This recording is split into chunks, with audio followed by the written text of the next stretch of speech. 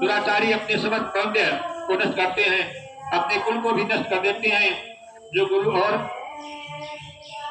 पवित्र विद्वान ब्राह्मण से अहंकार युक्त बातें करता है, उनकी ईर्ष्या करता है, निंदा करता है, वह भी धन एवं संतान से हीन होते हैं। इन सभी पापों से पीड़ित व्यक्ति देव प्रबोधिनी एकादशी के व्रत से पाप मुक्त हो जाते हैं।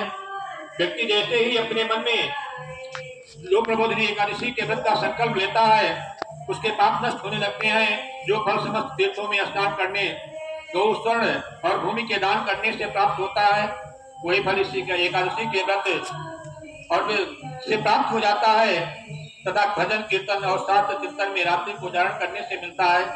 हे नारायण, भक्त नारद, इस संसार में उसी मनुष्य का जीवन सफल है जिसने देव प्रबोधिनी एकादशी का व्रत किया है और सब कर्मों को त्याग कर भगवान के कृपा पाने हेतु कार्तिक शुक्ल पक्ष की हरि प्रबोधिनी एकादशी का व्रत करना चाहिए। वही ज्ञानी तपस्वी और जितेंद्रिय है और उसी को भोग तथा मोक्ष प्राप्त होता है जिसने देव प्रबोधिनी एकादशी का व्रत किया है। विष्णु को अत्यंत प्रिय यह व्रत मुक्त के द्वार को खोलने वाला तथा उसके तत्व का ज्ञान देने वाला है। मन कर्म वचन तीनों प्रकार के पाप इस व्रत को धारण करने और रात्रि को धारण करने से समस्त नष्ट हो जाते हैं। देव प्रबोधिनी एकादशी के दिन जो व्यक्ति भगवान की प्रीति के लिए स्नान, दान, तप और यज्ञ आदि करते हैं तो अक्षय पुण्य प्राप्त करते हैं। कोई भी पुण्य इसके समान नहीं है। देव प्रबोधिनी एकादशी के व्रत के बिना अन्य व्रत व्यर्थ हैं। हे नारद, व्यक्ति को विधि पूर्वक अटूट विश्वास के श्रद्धा के साथ इस व्रत को करना चाहिए।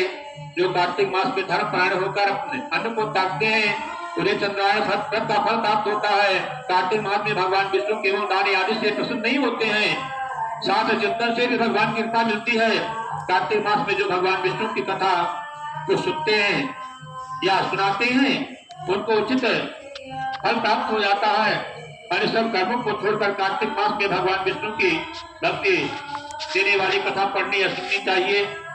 हे राजन, जो कल्याण के लिए कार्तिक मास में हरि कथा कहते हैं या सुनते हैं तो अपना और कुटुंब का उद्धार कर देते हैं। जो नियम पूर्वक हरि कथा का सुनते हैं वे भी अनंत फल को प्राप्त कर लेते हैं। ब्रह्मा जी की बात को सुनकर नारद ने कहा कि हे भगवान, देव प्रबोधिनी एकादशी के व्रत का विधि क्या है और व्रत करने से क्या फल मिलता है वो भी मुझे बताइए।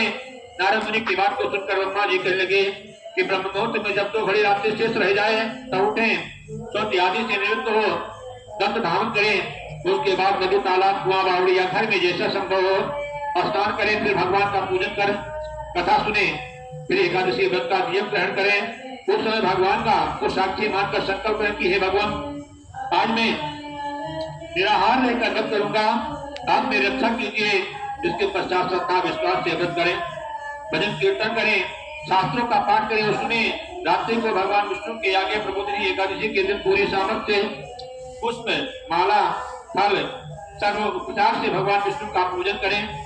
शंख के जल से भगवान को अर्घ्य दें। कार्तिक मास में बेलपत्र से भगवान की पूजा करने पर अपार पुण्य प्राप्त होता है। कार्तिक मास में जो तुलसी से भगवान विष्णु की पूजा करते हैं उनके पास समस्त पाप नष्ट हो जाते हैं। तुलसी दर्शन करने, स्पर्श करने और तुलसी की कथा कहने, स्तुति करने और तुलसी का पौधा लगाने, जल से सींचने तथा प्रतिदिन सेवा करने से भगवान विष्णु के लोक की प्राप्ति होती है। हे मुनि, रोपी हुई तुलसी जितनी जड़ों का विस्तार करती है उतनी ही तुलसी रोपण करने वाले के पुण्य का विस्तार होता है। जो कदम्ब के पुष्प से भगवान हरि का पूजन करते हैं वो मोक्ष प्राप्त करते हैं।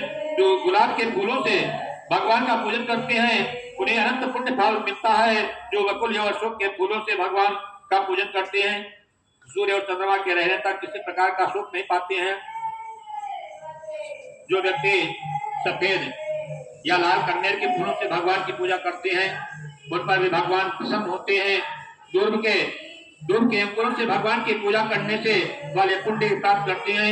इस प्रकार रात्रि को भगवान का पूजन कर प्रातःकाल होने पर नदी, तालाब पर जाएं, वहाँ स्नान है जब तथा प्रातःकाल के कर्म का कर घर पर विधि पूर्वक भगवान केशव का पूजन करें। व्रत की समाप्ति पर सुपात्र विद्वान ब्राह्मण को भोजन करा और दक्षिणा दे भगवान से क्षमा याचना करें। इसके पश्चात भोजन दक्षिणा देकर गुरु ब्राह्मण का पूजन करें। ब्राह्मणों को दक्षिणा दें। जो चीज व्रत के आरंभ में छोड़ने का निश्चय किया था वो ब्राह्मणों को दान दे। हे राजन, रात्रि में भोजन करने वाला मनुष्य ब्राह्मणों को भोजन करावे और दान करे। जो मनुष्य फलों को त्यागते हैं उन्हें फलों का दान करना चाहिए। तेल छोड़ने वाला पर घी का दान और घी छोड़ने पर दूध का दान, अन्न छोड़ने पर चावल का दान दिया जाता है। जो भूमि सहन का व्रत लेते हैं उनको सैया दान सब सामग्री सहित देना चाहिए। मौन व्रत धारण करने वाले को ब्राह्मण को और ब्राह्मणी को घृत और तथा मिठाई का भोजन कराना चाहिए। बाल बढ़ाने वाले को दर्पण, जूता छोड़ने वाले को एक जोड़ा जूता, लवण त्यागने वाले को शर्करा का दान करना चाहिए। मंदिर में दीप जलाने वाले को व्रत की समाप्ति पर ताम्र अथवा स्वर्ण के पत्र पर घी, घृत और बत्ती रखकर भगवान विष्णु के भक्त ब्राह्मण को दान देना चाहिए। यदि संभव न हो सके तो वहां में ब्राह्मणों का सत्कार ही करें, उनका अपमान न करें, ब्राह्मणों से ईर्ष्या न करें। इस प्रकार से ब्राह्मण को प्रणाम करके उनको विदा करें। इसके पश्चात स्वयं भी भोजन करें। जिन वस्तुओं को चतुर्मास में चूड़ा हुआ वस्तुओं का ग्रहण करने लग जाए।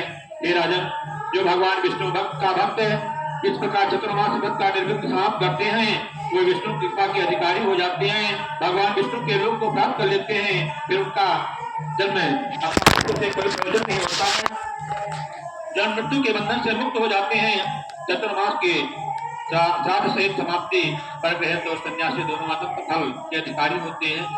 चतुर्मास भगवान विष्णु के भक्ति के लिए मिला हुआ बहुत उपयुक्त बड़ा अच्छा अवसर है।